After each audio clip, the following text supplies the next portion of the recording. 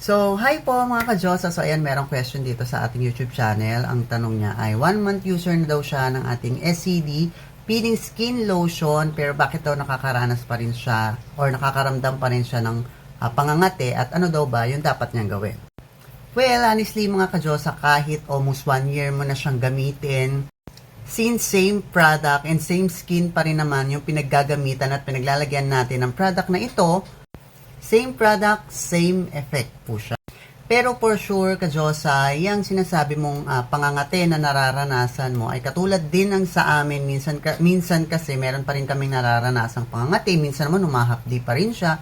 Minsan naman namumula pa rin siya. Kasi same ingredient pa rin naman and same product pa rin yung gamit natin. And yun talaga yung reaction ng product sa skin natin since rejuvenating product pa rin naman po yung gamit natin.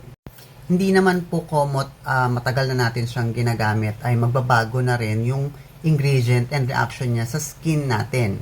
As long as rejuvenating product po ang gamit natin, please do expect na makakaranas pa rin tayo ng mga rejuvenating skin reaction sa skin natin while using the rejuvenating product itself. And yes, based din sa sariling experience ng paggamit nito, meron pa rin naman ako minsang nararanasan ganon, lalo na pag pinagpapawisan ako sa liig, sa mukha, pero minimal lang, and then sobrang tolerable naman, hindi naman siya yung sobrang kate na akala mo ay na-allergy ka na. Yung mga ganong maliliit na bagay is very tolerable naman, so maya-maya naman nawawala din naman yan, hindi naman yun yung para tayong nahigad. So yung pangalawang question niya ay, ano daw ba yung pwede niyang gawin?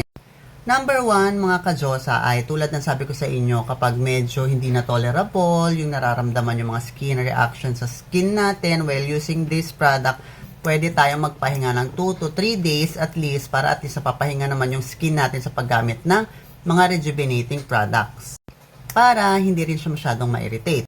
Pangalawa, mga ka-Diyosa, pwede po tayong lumipat sa mga milder product na pang-maintenance ni SCD product.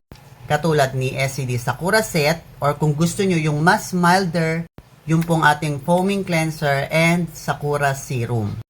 Yun po ay hindi na po tayo makakaranas ng ganong mga skin irritation dahil hindi na po yun rejuvenating product. Nakatulad ni SCD Peeling Skin Lotion. And then after a month, kapag gusto mo ulit mag-peel ng skin mo, pwede ulit tayong bumalik kay SCD Peeling Skin Lotion.